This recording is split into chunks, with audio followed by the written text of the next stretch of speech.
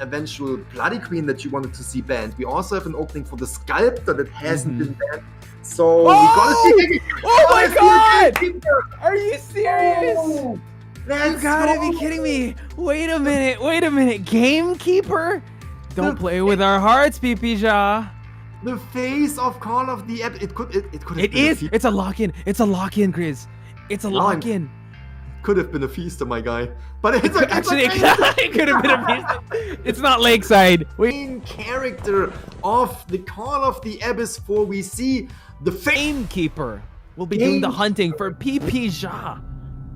Gamekeeper. I just have to say it a few times because I still cannot believe that we're gonna see a Gamekeeper right here. Whew. All right. Oh, installing those traps again, using that hook just to go to God kiting. You see the transitions of PPXZ. I gotta recall again. I haven't seen a Gamekeeper in a while, so I apologize, ladies and gentlemen. This is amazing. Has detention, does have teleport as well as quenching effect. So PPXZ is accounting for the late game chase as well as not finding an early chase. MK already installing a lot of those portals just to close out, but you see that the Gamekeeper is setting up these traps just in case. We are seeing PPXZ making his way to the last stop. Still hasn't found anyone quite yet for his to his liking. Actually hasn't found any survivors. So they're doing a great job actually just keeping away from the Gamekeeper. But you know what? The Hunter is definitely going to try to find a target as quenching effect is about to take place, and he is going to try to go for that teleport to try and find the most suitable target to hunt. And Gravekeeper's position when it comes to the look at that. See, I mixed it up. Oh, nice try right here. Gamekeeper's position for the traps very well placed in advance to the actual kiting. So I'm very curious to see how this will play out. We can see the Gravekeeper got smacked out of his ability. We now see the teleport coming in, and we have not the best kind of wildling right here, but definitely a find that you need to consider right now, because the survivors were really rotating across the entire map, wasting a lot of time off people right here, and at one point you just need to settle for one survivor that you can bring down, and wildling might not necessarily be the worst the worst pick, because if you think about it, as soon as he's off, which he is right now, he is not very fast. He is indeed one of the slowest survivors at all, and therefore now an easy target for PPXZ. PPXZ again, just really good at kiting, waiting for the cooldown to happen. He is gonna go for those hooks. Oh, terror shock! Wow, from max distance from that slide. Excellent stuff from PPXZ. Again, they can try to go for ties here since they're winning in rounds. If they want to take it to round number 5 and still be able to be in the lead here, this is definitely a viable strat, but you did leave room for the Explorer to just go around and find those pages, pop in these ciphers, and also having some pages. We see that AK is already in the area. It did get him out of that dig state, and he will have to worry about Gamekeeper's hook here. Oh, gets it! Brings him back and puts down a... was not able to put down that trap and to make him walk into that trap, but at the same time we can see Priestess right here coming in, really trying to get that survivor, and we can also see 2 Cypher machines remaining. One is about to get up, and here we can see the pressure that GG is putting on the survivor right now, really sticking here, really wants to get the eliminations, really want to get the points for his team, and that's the exact same thing that PPX wants to do as well. Really wants to get the points and slowing down the survivors with the effect of the explosion. Oh my gosh, this is smart, but look at that. The Wildling will come out free. Is he able to go on that board? It's just a frenzy right now, and the Wildling will get body blocked by the Gravekeeper, and we are seeing the exit strategy of this Priestess come into play. Explorer already on the case here, does have some pages to work with, and he is just priming this last Cypher because one Cypher just remains, installing another trap, who, again, wanting to go after. They're all just here in the slide, and AK is in this trap. AK will be falling down, and look, the Priestess is trying to body block. They're putting a barrier. Oh my god! They're protecting the Wildling and making the Cypher pop almost happening. Look at that! Will the Cypher pop happen right now? There are 2 survivors that are down. Oh my gosh, again, with Gamekeeper just utilizing the hook to try and slow down these survivors. But again, you have to be able to time this well. Gets him out of his board, gets the hit. Another down Wildling. Wildling, again, has expired already in the halfway mark for that chair. So this is huge for PPJ. Will that be enough? Will it be enough? Teleport. Oh gosh. He's on the chair. You can't teleport, but the gate is open. He has the hook. He has the hook. He's gonna get one. He got one. He got the priestess down. Just right there at the gate. Holy smoke. This is a tie for GG right here. What? Are you kidding me? That was so close. The priestess was there, but then just like the intro video of Call of the Abyss 4. Main decoder in this lineup. Axe Boy. Okay. It's been a feast, my guy. I know. I was just like, after Gamekeeper, Axe Boy, yeah, great. But Gamekeeper, though, it was great to see that.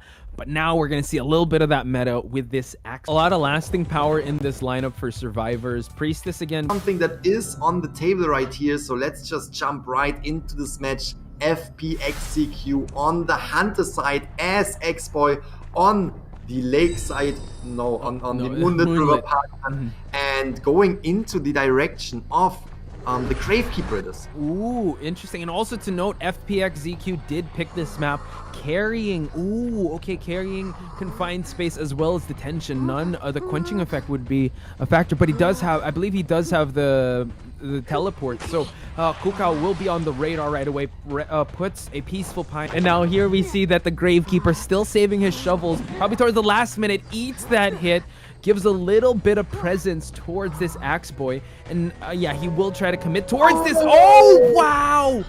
What a snipe with the flame right here. And as you already said, he utilized that one shovel, but was still taking the hit. So now he is only having one more shovel of his skill. And he is the first survivor on the chair. And if we look at the Cypher progress, not a lot of Cypher progress has happened yet. Now we can see CB coming in on the Wildling, prepared to harass the Hunter, just being in the area and saying, hey, I am here, you want to get my attention, you have it. And apparently X-Boy does not really have the gives not no attention to the Wildling. Now he does though. Yeah, okay, now fully committing to this Wildling, apparently. Tries to get him off his boar. Gravekeeper is already past the halfway mark. Gonna put another peaceful pine here to add a little more pressure. Kukao, oh wow, flame snipe, eats the hit, not quite waiting for it. We see that ZB is already just waiting for Ken to make that swing. Oh, goes for a rescue, but then, oh, no hit yet. Oh, Wildling comes into body block, buying more time. Now we have the Gravekeeper on the run right here, trying to buy even more time for the survivors. Again, look at the Cypher machines on the left side. 3 Cypher machines remain. They just started. Now, we can see a very, very good game from the Gravekeeper, who could buy more and more time for the survivor.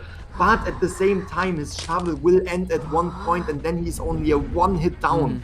Yeah, but he's buying so much time. This rebound guide's excellent. Oh, the flame snipe to get him out. Oh, led him towards that priestess. Again, the priestess with that backdoor strategy. Look at that. Look at that. Trying to escape. Oh, gets the hit on that priestess. Well, we see this Gravekeeper almost done going to the broken carousel, but you see the trails of this Gravekeeper. And now it is just Kukao, and he just has to kite for his life here to try and stay as long as possible, as these ciphers are still far from popping.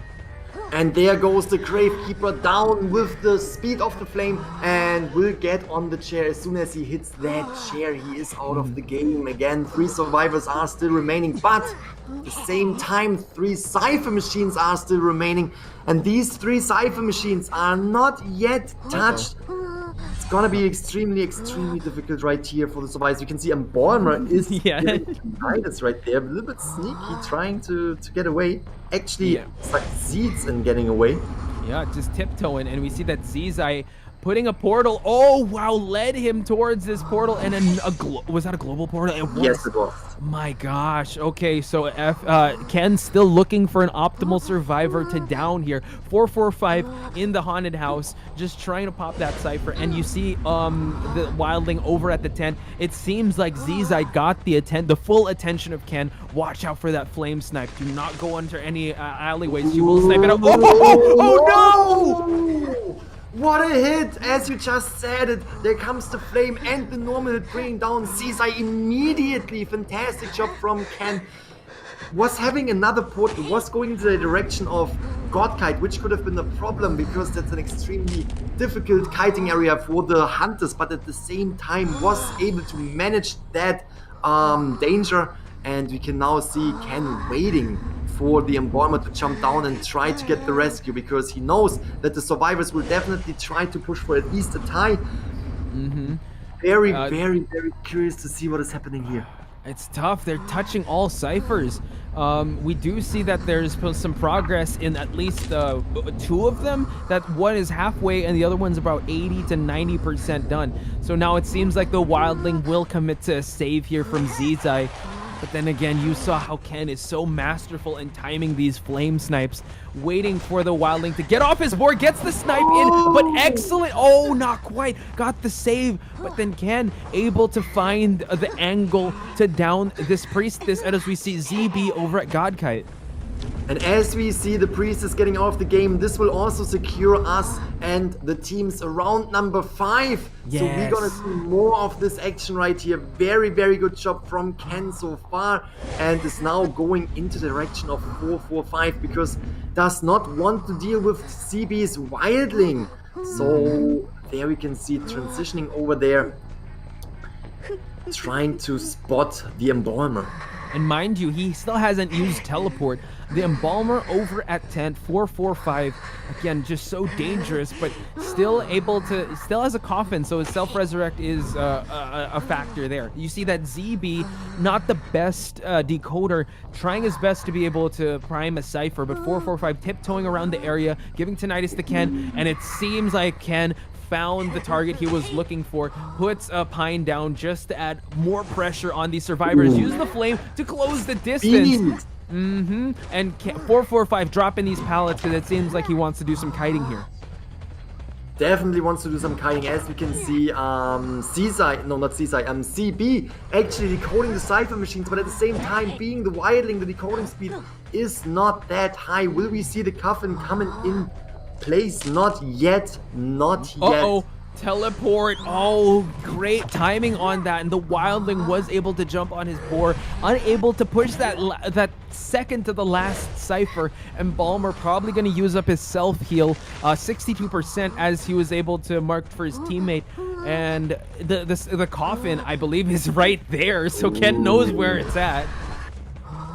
That's gonna be difficult later, but at the same time, Embalmer did not use that coffin and still has the chance to do so. Now we can see Ken transitioning over to the Embalmer again, thinking about what will happen. Most likely Ken will go after the Embalmer resurrected himself. He will go and transition over to the haunted house again, where the wildling is currently. Yes, but can 445 pop this, because the wildling already popped his cipher, but the flame snipe will be used. Oh my gosh, and look at that, gonna use that self-resurrect just to get revived at the 2-story haunted house, and it seems like the wildling has to go by foot to pop the cipher at tent. Yes, rotating around and really wants to get that cipher. It's almost done. You don't want to waste any more time, but we can also see Ken just transitioning in there, knowing that this is the cipher machine the survivors are trying to pop off. Fantastic call. Rotating around the cipher machines and really putting pressure on all of them in case the survivor wanted to try to decode another cipher machine as well. Now seeing the wildling coming in, and this is gonna be a problem for the survivors. You can see the other cipher machines will take a long time to be decoded. Therefore, the wildling wanted to go in, but we can see the Embalmer was trying to start, but there we have it. It is a triangle that Ken can rotate to and protect all cipher machines at the same time.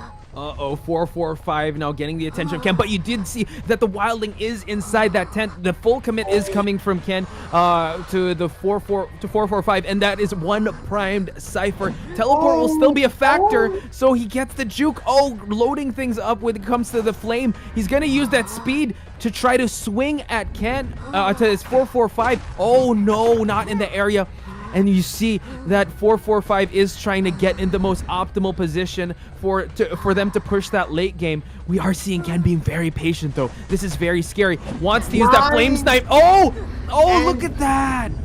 Down. Yes, fantastic job from Ken, really waiting for a flame to actually bring down the bomb and the bomber. So the attack recovery time is exactly 0 because he didn't really attack with his weapon and he could just swing and bring down the Embalmer again.